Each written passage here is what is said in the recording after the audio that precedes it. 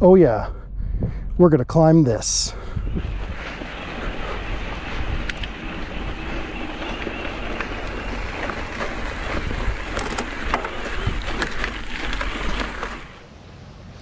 What's up, YouTube? It's finally here. My full review of my 2023 Trek Fuel EXe 9.7. If you're watching this video, you might have watched some of my other videos where I showed it after I bought it. But now, with over 70 miles on it, I'm ready to tell you all about it. And I imagine the first question you have is the same question I had. How does she climb? Oh, I love climbing on this thing. This just feels great. I'm putting down 224 watts. Bike's putting down 295. And this is not that bad. Yep. Just like I thought she was going to climb. Helps you out. Helps you out when you need it. And you know what? That's why I bought this bike.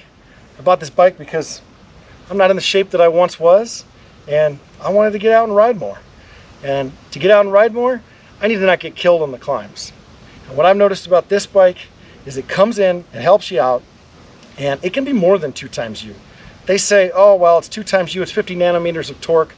Well, on the wattage meter, I'm hitting 260, 270 with the way that I've got the 3rd level of boost tuned. But I might only be putting out 100 watts, especially if I'm tired, I've been riding for a bit. So I'm coming in with 100, it's coming in with 260. That's a great combo because I'm not getting killed on it. And that's what I really love about it. As far as how she does as a regular mountain bike, I think we got to start first with the build setup. This originally came with a combination of SLX, Dior, and XT components. If you've seen my other videos, I swapped it over to XT. It wasn't that much more to sell those off as takeoffs and put on other takeoff XTs. Everything on it was brand new, of course, when I got her done, and I like it. I really like it as a full XT bike. Somebody asked, why would you go and swap everything out for XT? Well, one, I got OCD. Served in the military. I like everything to match. I like everything to be all from the same manufacturer and the same component spec. Maybe that's my ex-pilot days, but otherwise, the Fox shocks. That's why I bought the 9.7. If you've looked at the range, the only one that comes with Fox shocks is the 9.7.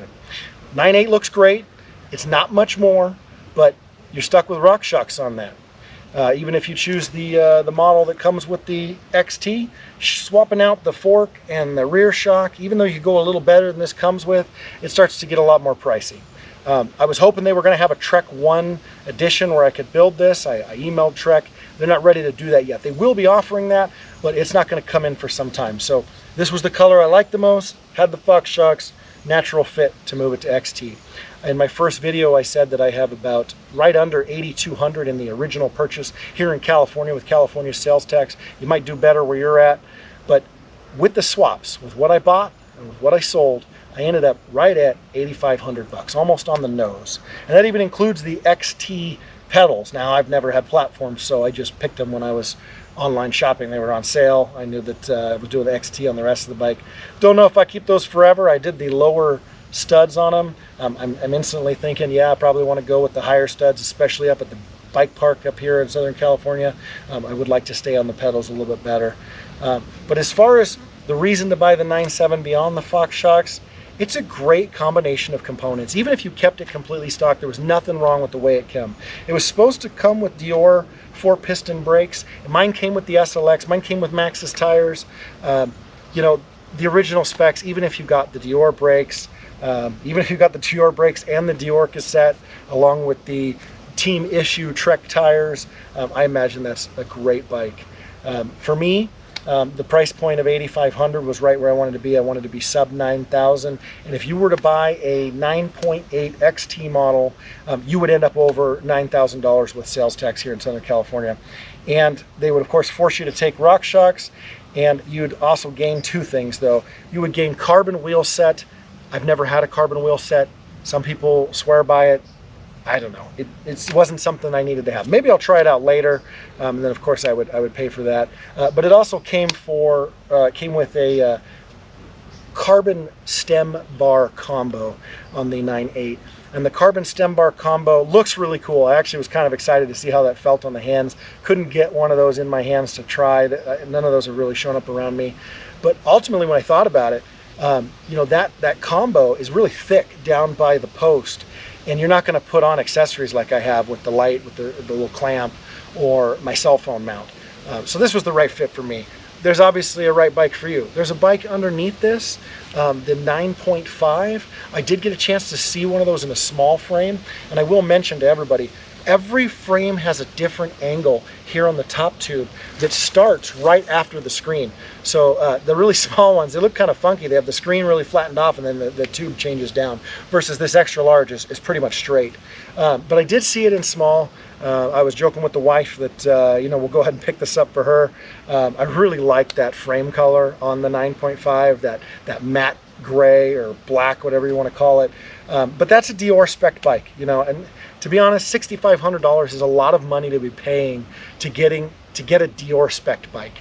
I mean, if you were to look at mountain bikes that were non-e-bikes, a Dior spec bike's a $2,500 bike, you know, especially in a 150, 140 mil travel bike. So that does not seem like the best bang for your buck. It definitely has low-end rock shocks, fork and suspension. I'm sure there's all kinds of other sacrifices. Trek tends to make you sacrifice in almost every area as you go down from the 9.8s and 9.9s. Like I said, here you're coming down to the aluminum wheel set versus the carbon wheel set.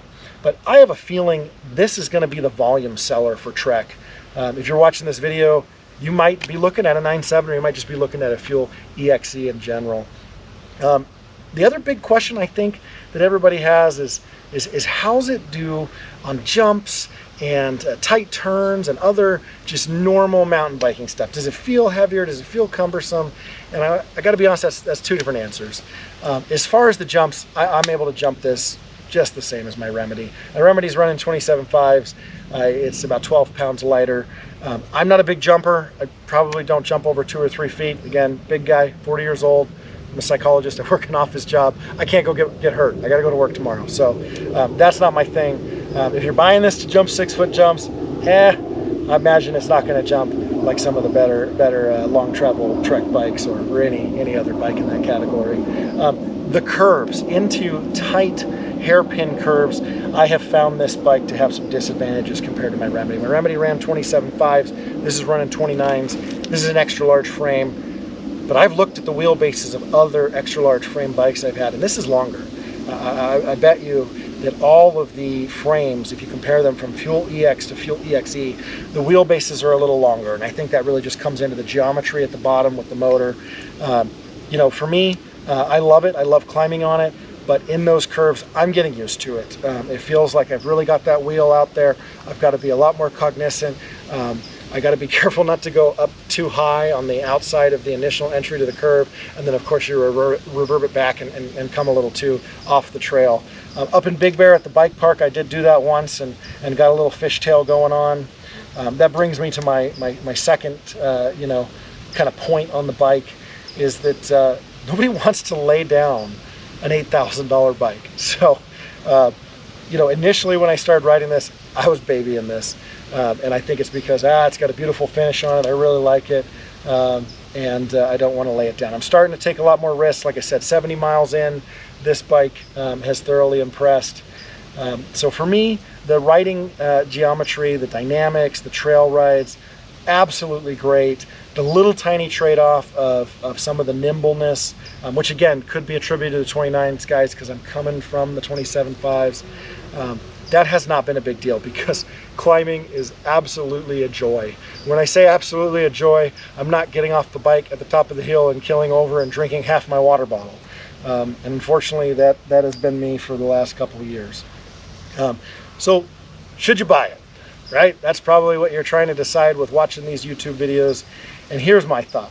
If you can afford it, or if you can't, and you can steal mom's credit card or something, I don't know, buy the dang thing. And the reason why I say buy the dang thing, because you're going to enjoy it, and this is really the hot bike of the year. And even if you didn't enjoy it, you're not going to lose a ton on the value if this is one of those bikes you owned for a year and you decided it just wasn't for me. I think because of the availability issues, you're not going to have a hard time unloading it for a couple $100 less than you paid for it.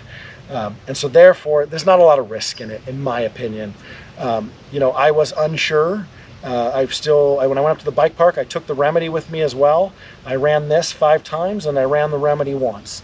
And the Remedy was a little bit more nimble, but that was it. That's the only trade-off I felt that I had. So I think I'm ready to part way with my Remedy and put all my attention solely into this. And that's the big decision for me. If you buy a bike and you still have a bike you love, if it makes you feel okay with letting that other bike go, then it's the right bike for you. And that's how this has worked out for me. So if you like this video, hit like. That does a lot for me and getting this video out. And even better, if you like watching my limited number of videos I've posted about this, subscribing would be awesome as well. I've got another Trek bike, a road bike I set up as a gravel bike. I think I'll review that too. And we'll see where we go from there with the mountain biking videos. But until I make another video, see you guys again.